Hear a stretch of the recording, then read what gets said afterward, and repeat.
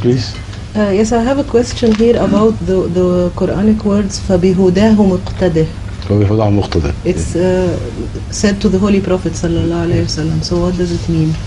I understand this. It doesn't say follow them. It says وَبِهُدَاهُ مُقْتَدِهِ. And another verse of the Holy Quran on the issue of which hadayat is to be followed clearly speaks on this subject that al-huda hudallah. Huda in itself does not belong to man at all, neither to one prophet nor to another. Huda is hudallah. Whatever comes from God is the huda, al-hadaya. So it doesn't say follow them. It says وَبِهُدَاهُ مُقْتَدِهِ. That guidance which was granted to them by God, follow that much. Otherwise Hazrat Muhammad Rasulullah is not to follow anybody else, because it is he who is joined upon to follow, and all mankind is to follow him. The example of this can be further can be further illustrated by the example of another verse which says مَن يُطِعِ اللَّهَ وَالرَّسُولَ فَأُولَٰئِكَ مَعَ الَّذِينَ أَنْعَمَ اللَّهُ عَلَيْهِم مِنَ النَّبِيِّينَ وَالصِّدِّيقِينَ وَالشُّهَدَاءِ وَالصَّالِحِينَ وَحَسُنَ أُولَٰئِكَ رَفِيقًا. Now يُطِعِ اللَّهَ وَالرَّسُولَ is the only condition laid for the future of mankind. As far as Iman bil Rusul is concerned, that is all right. No Muslim can be a true Muslim unless he has belief in all the prophets, but he is absolved of the responsibility of following them, because all the huda which was worthy of retention has been retained in the Holy Quran.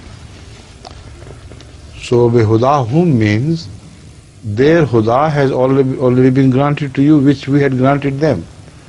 That huda which was worthy of being kept and preserved. So this is why the Holy Quran says fiha kutubun qayyima, kutub suhuf Ibrahim wa Musa. In the Holy Quran there are kutub qayyima, there are suhuf Ibrahim wa Musa. These are the huda of these people which have been granted to Hazrat Muhammad Rasulullah in totality. Right?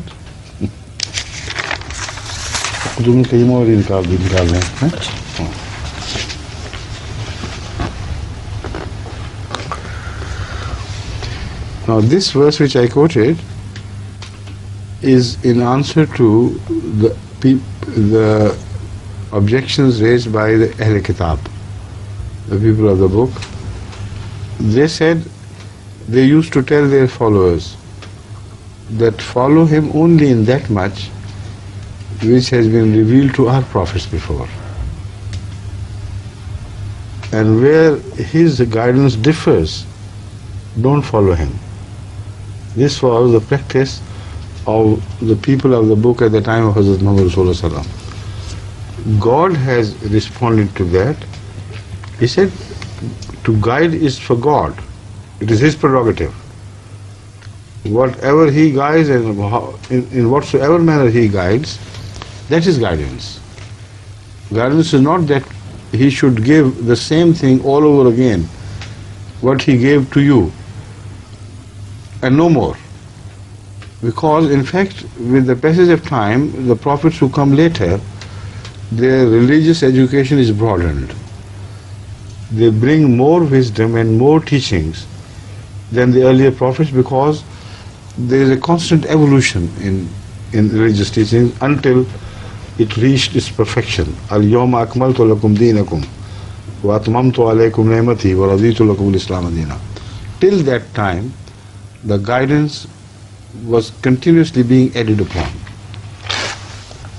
But the Quran is the only book which contains all the guidance which was given to any people before. So this objection is invalid according to the Quran, and the verse which I quoted verbally partly was this. They said, وَلَا تُؤْمِنُوا إِلَّا لِمَنْ تَبِعَ دِينَكُمْ.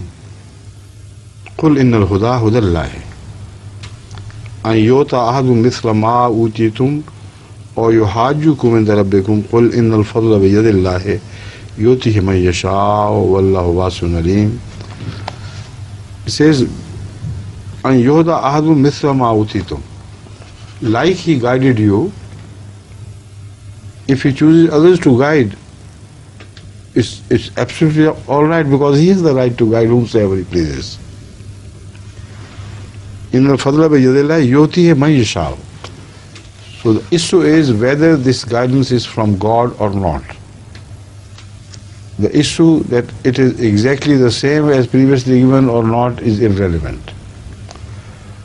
So this shows that when the Holy Quran when God tells Hazrat Muhammad Sallallahu Alaihi Wasallam to follow their guidance, it means the guidance granted to them and which has also been preserved in the Holy Quran. But that was not all the guidance. There was more to it which was given to Hazrat Muhammad Sallallahu Alaihi Wasallam but was not given before that. So this is the most complete book of guidance.